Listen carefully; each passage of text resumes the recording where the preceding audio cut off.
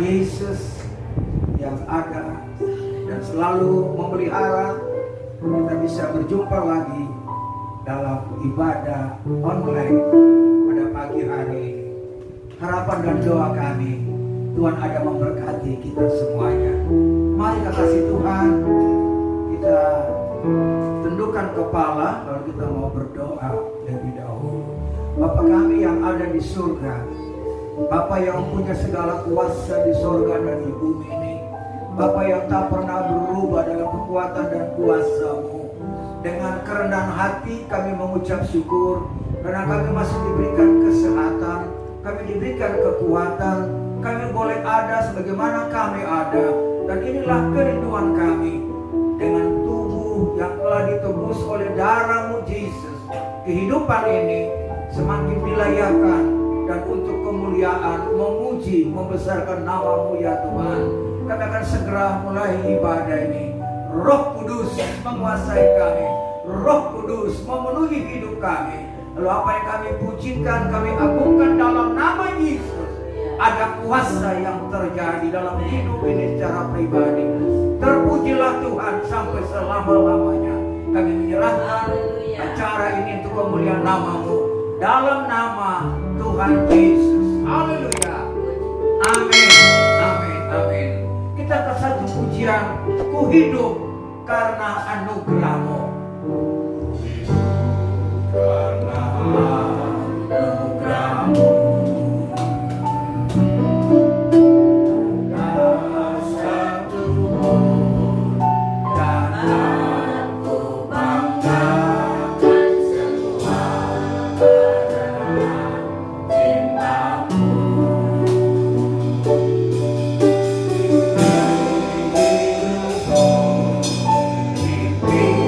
Jalan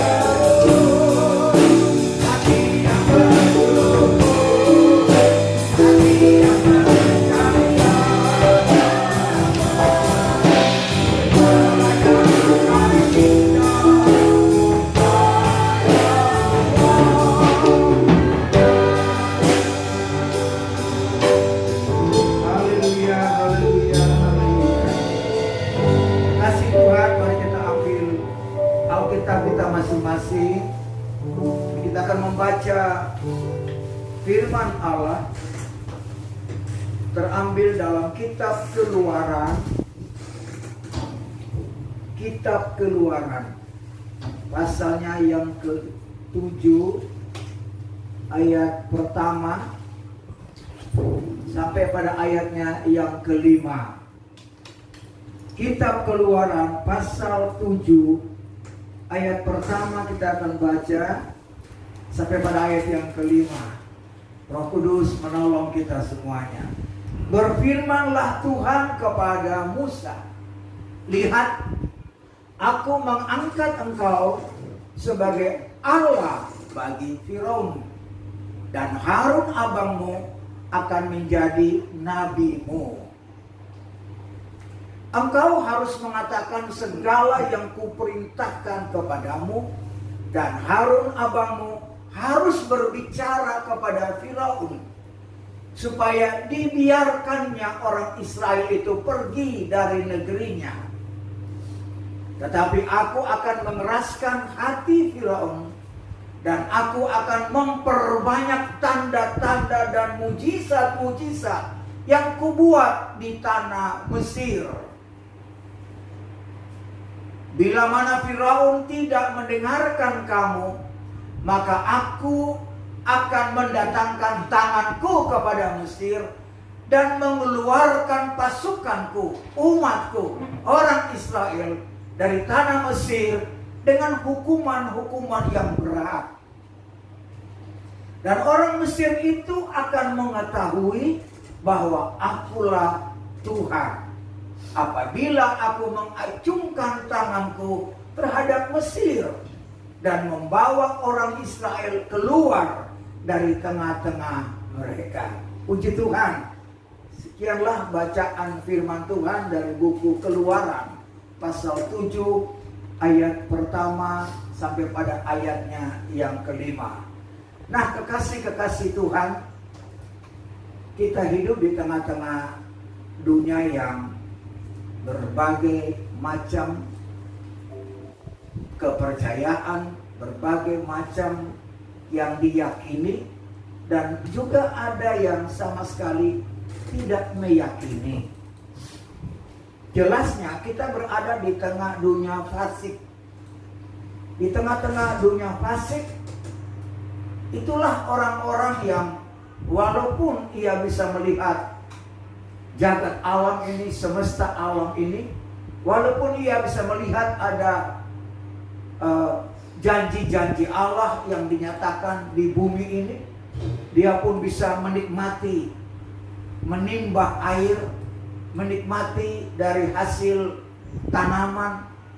Dia juga bisa merasakan bagaimana suatu anugerah Allah. Akan tetapi orang-orang fasik ini dalam sikap mereka, keadaan mereka, mereka tidak mempercayai adanya Allah. Mereka tidak meyakini adanya Allah. Bahkan keberadaan mereka menyembah kepada patung-patung. Mereka menunjukkan yang lebih dari hati, dari pikiran dan sikap hidup mereka bukan kepada Tuhan, tetapi kepada hal-hal yang dilihat dan yang diyakini, termasuk patung. Sehingga keadaan berhala ini menjadi sesuatu yang berarti dalam hidup mereka. Pendeknya, mereka tidak pernah berpikir bahwa semuanya ini ada karena Tuhan Allah. Mereka hanya meyakini menurut pikiran mereka sendiri. Dan sebagai orang-orang yang sudah ditebus oleh darah Yesus anak domba Allah, tiap-tiap kita tentunya kita akan merasa terusik melihat keadaan orang-orang yang seperti ini. Seringkali kita pun akan merasa kebingungan karena terkadang kita melihat kok mereka hidup lebih nyaman, lebih tenang, sepertinya nggak ada sesuatu yang terjadi. Ini pun dalam bacaan Keluaran pasal 7 yang terjadi ribuan tahun yang lalu di tanah Mesir, di mana di sana ada Bani Israel, keturunan dari Abraham, Ishak, dan Yakub, 430 tahun mereka ada di Israel. Mereka diperhamba dan mereka pun terusik dengan orang-orang fasik di sana. Karena semua di sana hanya menyembah kepada patung-patung berhala. Sisi lain lagi yang kita baca dalam firman Allah ini, Keluaran pasal 7, Firaun, seorang pemimpin bangsa Mesir pada waktu itu, dia pun memiliki satu karakter, satu sifat yang keras kepala, keras hati. Sehingga orang Israel semakin merasa terjepit dalam keadaan mereka. Mereka tidak tahu harus lari kemana. Karena mereka dalam keadaan yang menderita. Mereka tersiksa, harus bekerja rodi, bekerja paksa, bekerja keras. Hal-hal seperti ini juga yang bisa dirasakan oleh banyak orang. Lalu orang bukan lebih kepada Tuhan, tetapi justru mengikuti keadaan seperti Firaun dan keadaan berhala orang-orang Mesir pada waktu itu. Lalu bagaimana sikap Allah sendiri? Sikap Tuhan yang sementara waktu telah mengizinkan orang Israel 430 tahun ada di Mesir dalam penderitaan. Apakah Tuhan akan membiarkan keadaan ini? Lalu apakah Tuhan juga biarkan orang fasik berkuasa atas umat pilihan Tuhan sendiri? Satu bangsa keturunan yang Tuhan tetapkan sebagai miliknya, sebagai kaum yang akan memuji, menyembah Dia. Bagaimana ketika orang Israel melihat satu keadaan berhala yang dilakukan oleh orang-orang fasik ribuan tahun yang lalu? Tentu mereka juga merasa tidak nyaman keadaan ini. Sebab itu Allah juga menyatakan suatu maksud yang baik di tengah-tengah kefasikan yang sedang terjadi.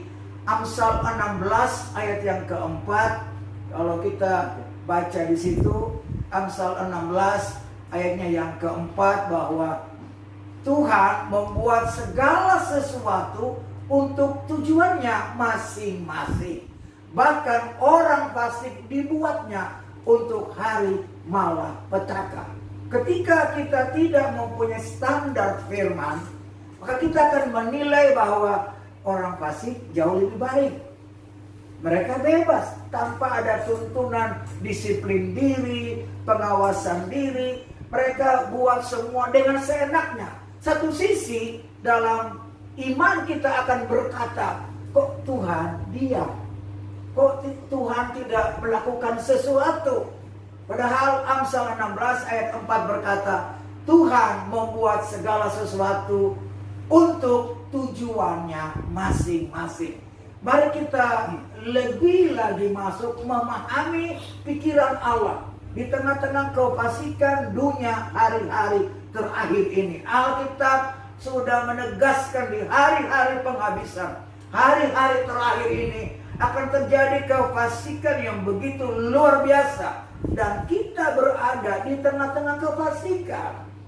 Kalau kita coba memahami maksud Tuhan, kita akan melihat bagaimana Tuhan akan membela kehidupan kita. Kita pindah kepada 2 Petrus pasal 2 ayat 7 sampai 9. 2 Petrus pasalnya yang kedua ayat 7 sampai 9. Tetapi ia menyelamatkan Lot, orang yang benar, yang terus-menerus menderita oleh cara hidup orang-orang yang tak mengenal hukum dan yang hanya mengikuti hawa nafsu mereka saja. 8. Sebab orang benar ini tinggal di tengah-tengah mereka dan setiap hari melihat dan mendengar perbuatan-perbuatan mereka yang jahat itu. Sehingga jiwanya, kalau saya katakan jiwanya Lot yang benar itu tersiksa. Ayat 9. Maka nyata bahwa Tuhan tahu menyelamatkan orang-orang saleh dari pencobaan dan tahu menyimpan orang-orang jahat untuk disiksa pada hari penghakiman. Lot mengalami juga keadaan itu. Dia hidup di tengah-tengah kefasikan, orang semakin jahat, semua berbuat menurut keinginannya sendiri. Dan Lot merasa tidak nyaman pada waktu itu. Lalu apakah Tuhan lupa dengan orang-orang benar? Lalu apakah Tuhan lupa dengan saya dan ibu bapak saudara sekalian? Mari kita melihat janji Tuhan tadi bahwa Tuhan punya rencana di dalam segala sesuatu untuk tujuan masing-masing. Ketika kita berada dalam situasi seperti Lot, mari janganlah hati kita berpikir dan merasa bahwa seolah-olah Allah itu dia. Seolah-olah Allah tidak menyatakan pembelaan. Ya, kalau Lot bisa merasakan bahwa dia menderita, dia tersiksa. Orang-orang yang hidup betul-betul membuat hati dia gelisah. Sampai kapan ini harus terus terjadi? Pemazmur juga, kalau kita baca dalam Mazmur 73, itu pun ada menyatakan. Mazmur 73 atau Ayub 21, ini juga punya ayat-ayat yang hampir bersamaan. Pergumulan dan pengharapan. Dalam Mazmur 73 ayat 12, saya mulai bacakan Mazmur 73 ayat 12. Sesungguhnya itulah orang-orang fasik. Mereka menambah harta benda dan senang selamanya. Kita terus. Sia-sia sama sekali aku mempertahankan hati yang bersih dan membasuh tanganku, tanda tak bersalah. Terus. Namun sepanjang hari aku kena tulah dan kena hukum setiap pagi. Terus lagi sampai 17. Seandainya aku mau berkata-kata seperti itu, maka sesungguhnya aku telah berkhianat kepada angkatan anak-anakmu. Tetapi ketika aku bermaksud untuk mengetahuinya, hal itu menjadi kesulitan di mataku. Ayat 17. Sampai aku masuk ke dalam tempat kudus Allah dan memperhatikan kesudahan mereka. Iya, pemazmur juga menyatakan seperti itu. Di zaman Daud juga hidup, orang-orang masih kepada berhala dan hidup fasik, tidak takut akan Tuhan. Lalu mereka berbuat dengan semena-mena. Mereka tidak berpikir bahwa nanti di balik kematiannya akan ada pengadilan. Mereka tidak berpikir bahwa apa yang mereka lakukan untuk sekian tahun yang Tuhan izinkan hidup di bumi ini, bahwa nanti mereka mesti bertanggungjawabkan. Di sisi lain kita pun melihat keadaan seperti itu. Lalu pertanyaan demi pertanyaan terus terjadi.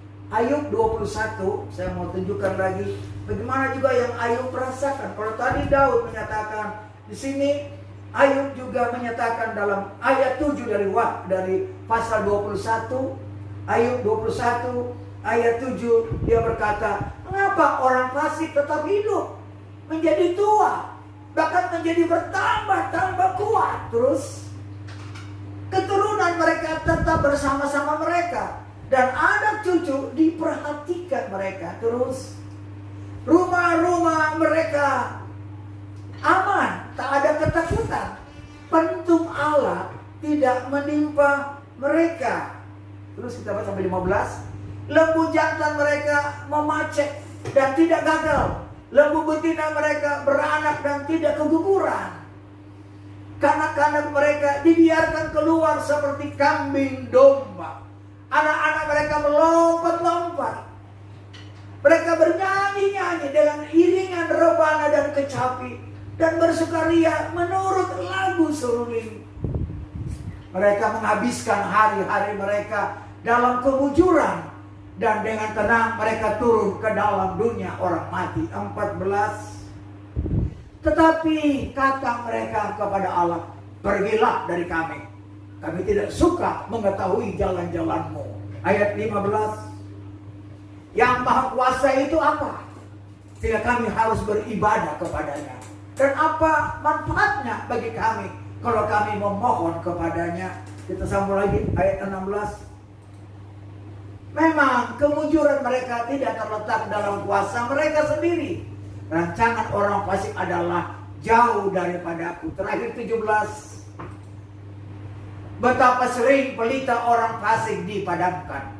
Kebinasaan menimpa mereka dan kesakitan dibagikan Allah kepada mereka. dalam murkanya.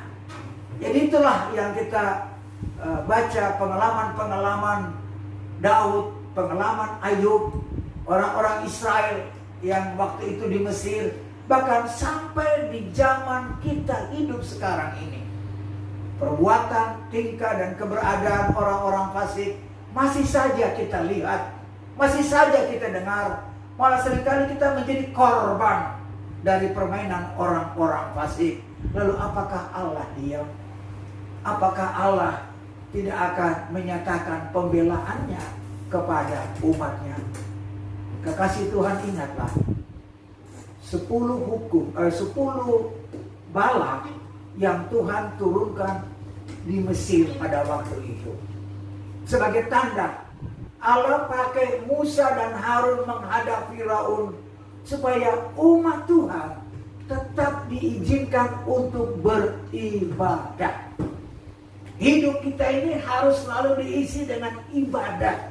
Datang kepada Tuhan, haus, rindu, selalu mencari hadirat Tuhan. Maka kita akan melihat bagaimana pembelaan Tuhan yang terjadi. Keadaan di Mesir gelap 3 hari 3 malam. Tapi di lokasi di mana orang Israel berada, terang benderang. Allah membuat perbedaan bagi orang yang percaya kepadanya. Sedangkan orang yang tidak percaya kepada Allah, maka Allah menunjukkan kegelapan selama 3 hari 3 malam di Mesir. Ada satu hal lagi yang kita harus ingat. Selama 10 murka Allah dicurahkan di tanah Mesir, tidak ada satu korban dari Bani Israel. Tidak ada satu anak sulung dari Israel yang menjadi korban. Tidak ada binatang-binatang ternak Israel, peliharaan Israel yang menjadi korban. Tapi semuanya, mulai dari manusia sampai dengan ternak-ternak mereka, hasil tanah mereka, semuanya dipelihara oleh Tuhan. Kita berikan kemuliaan bagi nama Tuhan Yesus. Di situ nyata bahwa Tuhan buat pembelaan. Tapi kita perhatikan keadaan orang di Mesir yang menyembah kepada berhala-berhala, yang hidup fasik. Lihat hidup mereka. Ternak-ternak mereka semuanya menjadi korban kematian. Anak-anak sulung mereka semuanya menjadi kematian. Dan banyak lagi yang ditujukan melalui 10 bala. Itulah bagian dari murka Allah kepada orang-orang fasik. Kalau kita coba hubungkan peristiwa Mesir dengan 10 murka Allah yang terjadi dengan situasi hari-hari ini yang melanda seluruh dunia.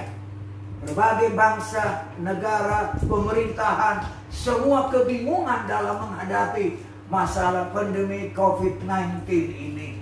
Apakah ini bagian juga dari hukuman Allah? Banyak orang bertanya-tanya, sampai kapan ini? Supaya Corona ini cepat selesai.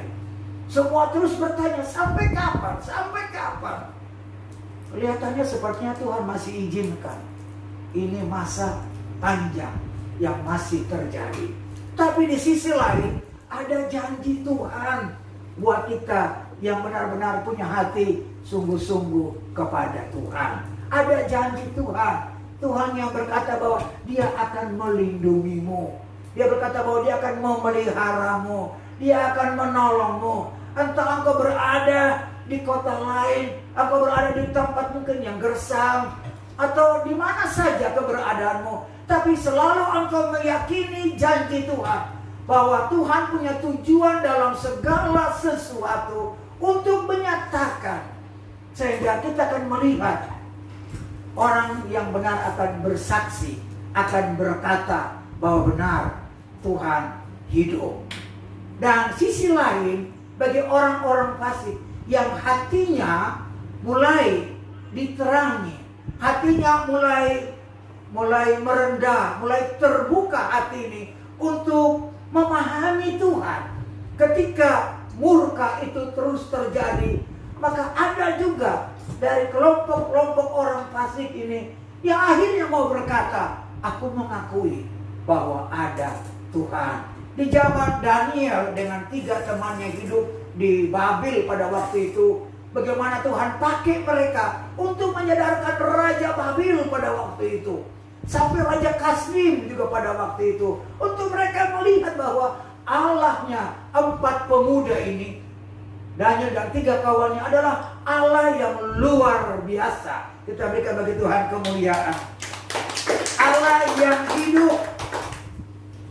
Dan itu akan membuat orang-orang fasik, Raja Babel, Raja Kasdim pada waktu itu, mereka akhirnya mengakui bahwa Allahnya Daniel adalah Allah yang punya semesta alam.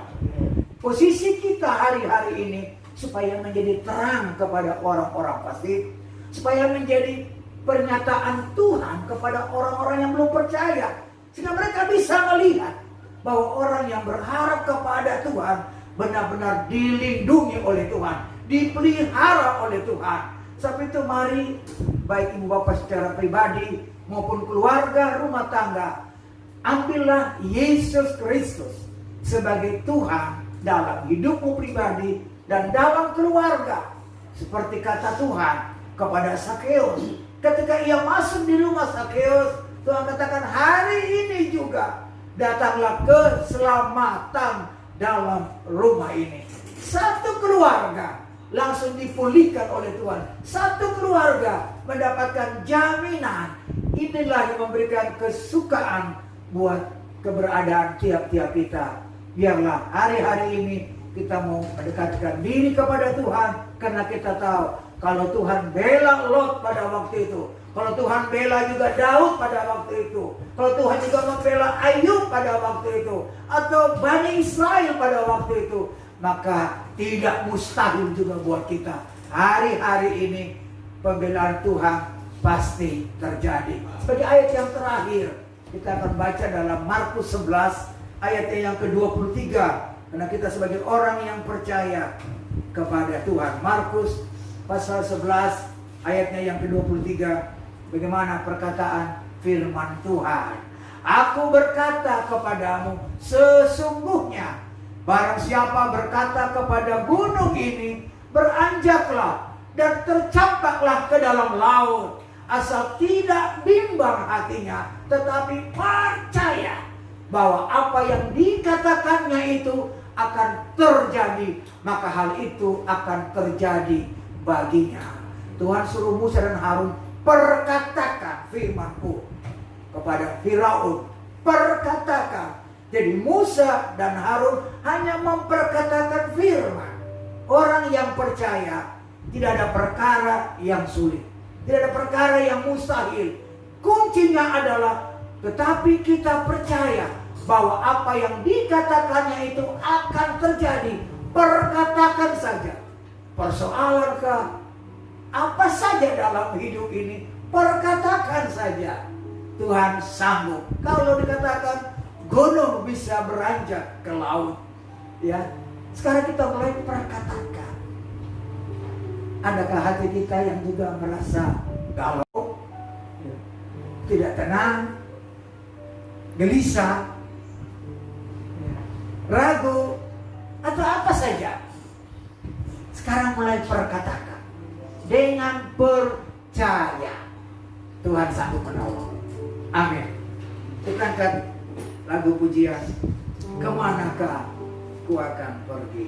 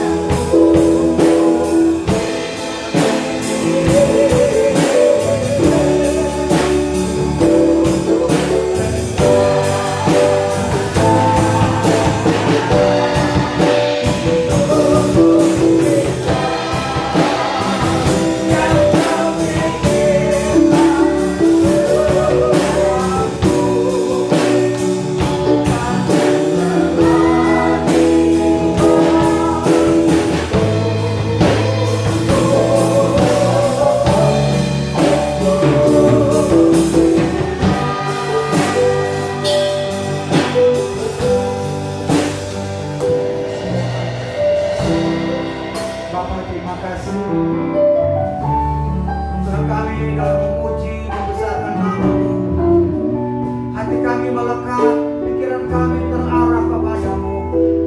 Kami pun telah membaca dan merenungkan firman Keluaran 7 ayat pertama sampai ayatnya yang kelima. Engkau sedang mengajar kami, mengingatkan kami bahwa Engkau tetap setia dengan janji-janji-Mu, bahwa Engkau Bapa di sorga yang ada memperhatikan setiap pergumulan, tantangan-tantangan hidup yang hari-hari ini sementara dirasakan. Selaku orang yang percaya kepadamu ya Bapa, dengan hati ini kami datang berseru kepadamu. Hanya Engkaulah penolong satu-satunya. Hanya Engkau saja yang mau memperdulikan kehidupan ini. Hanya Engkau saja yang sanggup mengangkat hidup ini. Ketika kami lemah, kami terjatuh, ketika kami gagal, tangan kuasa-Mu, kasih-Mu Tuhan menjamah hidup ini, memberikan kami satu sukacita. Kami bisa melangkah lagi dengan pasti karena ada Tuhan yang menolong. Ketika tubuh ini juga kesehatan ini terganggu, lalu hati ini berseru kepadamu, ya Tuhan Yesus yang tak pernah berubah, sembuhkanlah. Maka yang sakit disembuhkan. Dalam kehidupan pencarian hasil tangan, dagangan, usaha dan pekerjaan anak-anak tebusan-Mu. Ketika keadaan ekonomi hari-hari ini yang mulai memburuk, semua sistem berubah karena keadaan corona. Tapi dalam kehidupan orang yang percaya kepadamu Tuhan, situasi ini mulai semakin buruk, tapi janji-Mu tidak akan berubah. Kami berseru kepadamu, Bapa yang memberkati, Bapa yang menolong, Bapa yang berikan kemenangan dan kemenangan. Aku berdoa buat jiwa-jiwa yang sedang mengikuti acara siaran ini Tuhan. Tuhan memberkati. Berikan juga rumah tangga yang damai, rumah tangga yang rukun, rumah tangga yang diberkati, rumah tangga yang berbahagia. Jika dalam tugas-tugas dan penghidupannya semua kelipatan berkat yang Bapa berikan. Biarlah damai sejahtera-Mu ya Tuhan yang melampaui segala akal dan pikiran hati ini, yang menaungi umat-Mu, menyertai umat-Mu, sehingga dengan yakin kami tetap percaya kuasa Tuhan menolong kami. Bapa, kami berdoa buat bangsa negara kami, berdoa buat pemimpin bangsa kami, Bapak Presiden kami. Kami berdoa ditambah-tambahkan hikmat kepadanya, dikaruniakan anugerah-Mu ya Tuhan, sehingga dengan pertolongan Tuhan mampu melewati situasi yang buruk ini, keadaan ekonomi ini, juga termasuk pandemi COVID ini Tuhan. Semuanya minta dengan Tuhan yang menolong. Berdoa buat gereja, supaya gereja menjadi saksi-Mu di tengah-tengah dunia ini. Gereja boleh menyatakan kebenaran kuasa-Mu Tuhan. Engkau bekerja seperti masa lalu Musa dan Harun. Ada mujizat Tuhan yang terjadi bagi orang yang berharap kepadamu. Seperti itu kami terima perjanjian Tuhan.